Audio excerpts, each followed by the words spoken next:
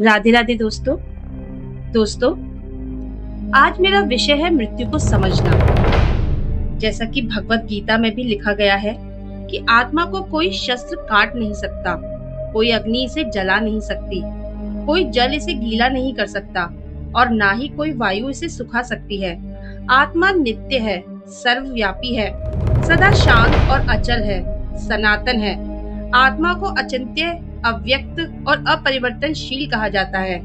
इसीलिए इस आत्मा को ऐसा जानकर तू शोक मत कर। शरीर केवल एक वस्त्र है। आपने इस जीवन में कितनी बार अपने वस्त्र बदले हैं, फिर भी इसके कारण आप ये नहीं कहेंगे कि आप बदल गए हैं। उसी प्रकार मृत्यु के समय जब आप इस शरीर रूपी वस्त्र को छोड़ देते हैं तो आप बदलते नहीं हैं। आप ठीक वैसे ही रहते हैं, एक अमर आत्मा, ईश्वर की संतान। मृत्यु होने पर आप भौतिक शरीर के सब सीमा बंधनों को भूल जाते हैं और अनुभव करते हैं कि आप कितने स्वतंत्र हैं। पहले कुछ क्षणों में भय की भावना रहती है, अज्ञात का भय, किसी वस्तु का भय जिसमें चेतना अपरिचित है, परंतु उसके बाद एक महान अनुभूति होती है। आत्मा चैन और स्वतंत्रता की हर्षपूर्ण भावना का अनुभव करती है। आप जान जाते हैं कि आपका अस्तित्व नश्वर शरीर से अलग है। मृत्यु एक बहुत गलत प्रयुक्त नाम है, क्योंकि मृत्यु है ही नहीं। जब आप जीवन से थक जाते हैं तब आप केवल अपने शरीर रूपी ऊपरी चोले को उतार देते हैं और सूक्ष्म जगत में वापस चले जाते हैं। भगवत गीता आत्मा की अमरता का सुंदरता से और सांत्वना पूर्ण ढंग से वर्णन करती है।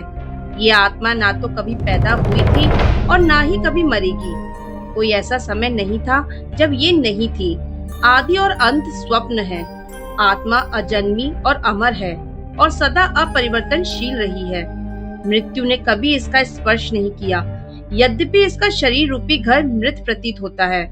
मृत्यु अंत नहीं है, यह अस्थायी मोक्ष है जो आपको उस समय दिया जाता है जब कर्म अर्थात न्याय का नियम ये निर्धारित करता है कि आपके वर्तमान शरीर और परिवेश ने अपने उद्देश्य पूर्ण कर लिए हैं, अथवा जब आप बहुत थक जाते हैं या कष्टों की थकान के कारण भौतिक जीवन के बोझ को और अधिक सहन नहीं कर सकते।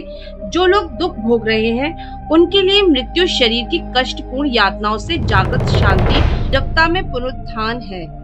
वयोवृद्ध हो लोगों के लिए ये सेवानिवृत्त यानी पेंशन है, जो उन्होंने वर्षों तक जीवन में संघर्षरत रहकर अर्जित की है।